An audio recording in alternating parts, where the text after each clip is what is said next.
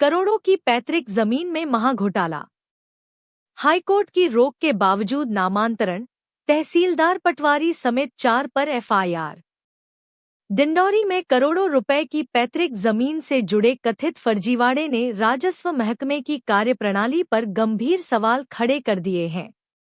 आरोप है कि जिस जमीन की खरीद फरोख्त पर हाईकोर्ट की रोक थी, उसी जमीन का पहले फर्जी वसीयतनामा तैयार किया गया, फिर नामांतरण कराया गया और आखिरकार करोड़ों रुपए में उसका सौदा भी कर दिया गया।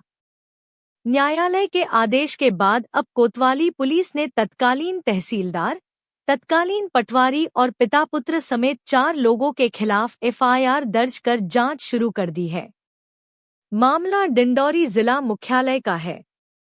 शिकायतकर्ता इंद्रपाल सोनपाली का आरोप है कि उनके नाना स्वर्गीय बालमुकुंद सोनपाली की करोड़ों रुपए मूल्य की पैतृक जमीन पर हाईकोर्ट ने विक्रय पर रोक लगा रखी थी।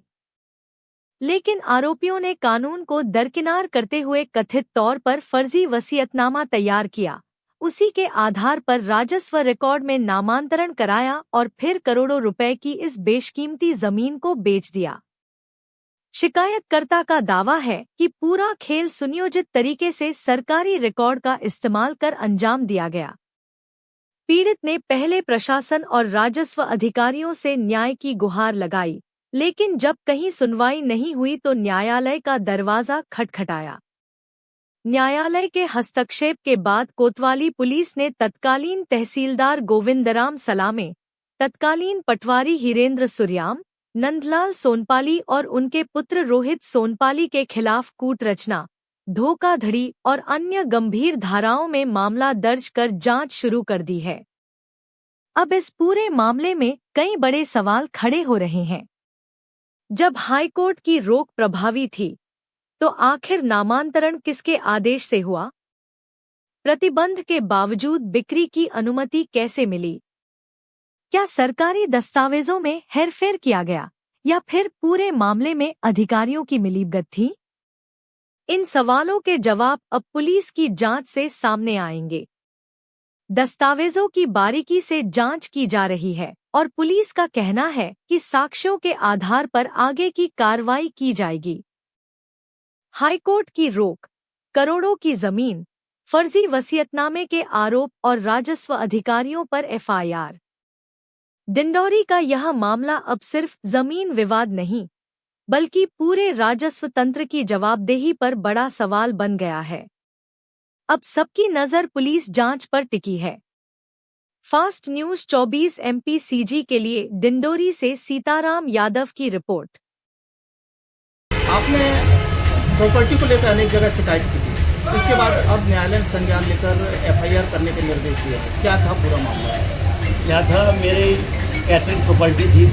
मेरे दादाजी थे स्वर्गीय बाबू बालमुकुंद सोनपाली थी। उन्होंने एक वसीयत की थी जिसका केस आज भी 2006 से हाईकोर्ट न्यायालय में विचाराधीन है और पूरी प्रॉपर्टी पर स्टे है, ताकि परिवार का कोई भी आदमी उस प्रॉपर्टी को ना बेच सके। लेकिन इसी दरमियान चाचा ने क्या किया, 2022 में एक फर्जी वसीयत पेश की दादी के नाम की, जो कि दादी 21 साल पहले ख़त्म हो चुकी है, और जिसमें तहसीलदार सलामे साहब, सूर्यम पटवारी और हमारे नंदलाल चाचा और रोहित सोनपाली ने मिलकर फर्जी नोटरी की और फर्जी हस्ताक्षर करके कूट रचना करके उस ज़मीन को अनिल खनूजा को बेच दिए। और जो घर की प्रॉपर्टी थी, जिसमें आज भी मकान कुआं सब बना हुआ है और जिसका अभी भी मकान टैक्स पड़ रहा है, उसको अपने लड़के को दान पत्र में दे दिया गया। जब मैंने इस मामले की शिकायत एसपी को, कलेक्टर साहब को, टीआई साहब को की, तो 2-3 साल तक कोई कार्रवाई नहीं हुई। मुझे मजबूरन न्यायालय की शरण में जाना पड़ा। आज न्यायालय ने सच साबित, न्यायालय ने इस बात को माना और उसी आधार पर उन्होंने एफआईआर करने के आदेश कर दिए। किसके खिलाफ है? सूर्यम पटवारी, सलामे तहसीलदार, रोहित सोनपाली, नंदलाल सोनपाली के खिलाफ किया गया है। जमीन के मामले में कितने आरोपी हैं और किन किन धाराओं पर मामला दर्ज किया गया? 4 लोगों के खिलाफ हमारे द्वारा माननीय न्यायालय मुख्य न्यायिक मजिस्ट्रेट डिंडौरी के आदेश के पालन में मुकदमा कायम किया गया है। नंदलाल सोनपाली, रोहित सोनपाली हिरेन सूर्याम और गोविंद राम सलामी, ये 4 लोग हैं। इनके विरुद्ध अपराध क्रमांक 350/26 धारा 420 365 IPC के तहत मुकदमा कायम किया गया है और मामला अभी विवेचना में लिया गया है।